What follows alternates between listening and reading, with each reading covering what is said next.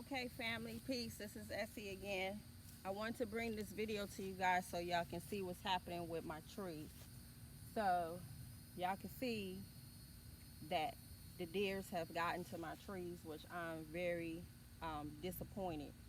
You see the one down here, which is my cherry tree. That's my multi-grafted cherry tree. The deers got to it. So what I had to do was take my my fencing and create another barrier to protect my trees until I fence up this whole area. So remember I told y'all that I was going to use my fencing to create the trellis on the two keyholes on the left and the right of the raised bed keyhole area. Um, so I had used the ending of my other fencing for the cucumbers on that end, and before the deers attacked, I had began to use a piece of the second leftover of my fencing. So I couldn't finish the trellising on the keyhole area because I wanted to protect my trees. And they actually got to the cherry tree. This is the multi-grafted apple tree, and then the other one on that end, which is the multi-grafted plum, nectarine, peach, and other fruit. So I tell y'all, when I came out here and saw that, I was devastated. Talked to Uncle Led about it. It could have been worse. They could have snatched off my scions, would have been very devastating. So what they did do was, they snatched off the leaves. They ate the leaves, and for some reason, they did not mess with this middle one. They took that one and the one on this end, and the one on this end has surpassed both of these two right here. Now, they are bouncing back. This one over here is bouncing back. This one is bouncing back as well. So they did create some tears, so I went in and pruned them back.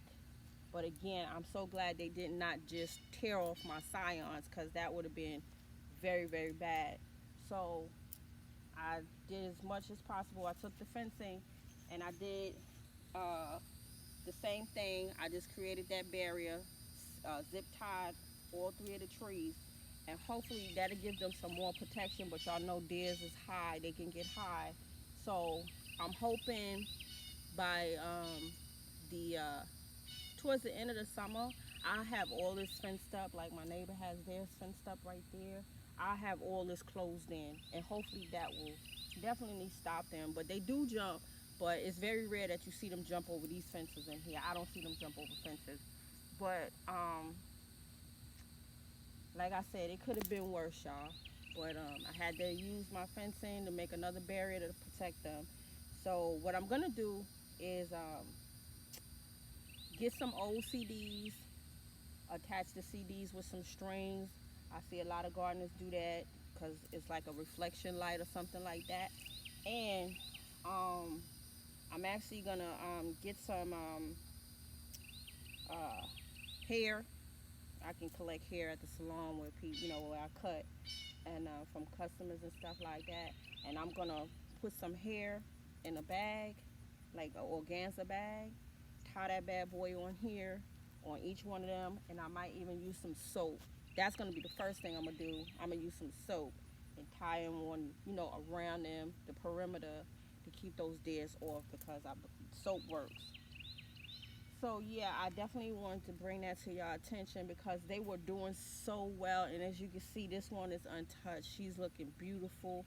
The one on that end, she was like I said, she was surpassing this one and that one. She was tall, and they came and just started nibbling on her, and they just had a feast with this one. So yeah, you guys, y'all do everything in your power. If y'all live in infested area with a lot of wildlife, definitely protect your trees, because it is an investment. And we do have a lot of deers. We do have a lot of wildlife out here. Deers are always in my yard playing. They play with my dogs. It'd be the funniest sight to see, but they will wreak havoc if you're not careful. So Yeah, I wanted to bring that to your attention because you know it's the good, bad, and the ugly when it comes to gardening. You know, but definitely want to protect them. I was even trying to figure out a way where I could layer it up, but even if I tried that, I might be able to overlap, like, you know, put another ring and put it down where I could get more height. I even thought about that, and I think that'll work, but I will have to overlap and, you know, shimmy it up, zip tie, and that will probably work too. But I'm pretty much out of fencing.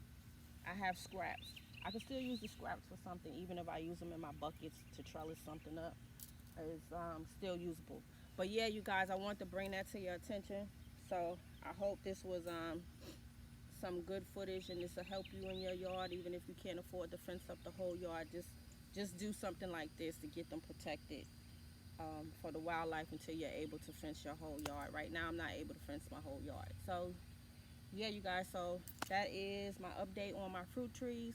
And this is Essie the Gardener. Thumbs up, like, subscribe, hit the notification button, and I'll see you guys on the next video. Peace, love, and light, and I'm out.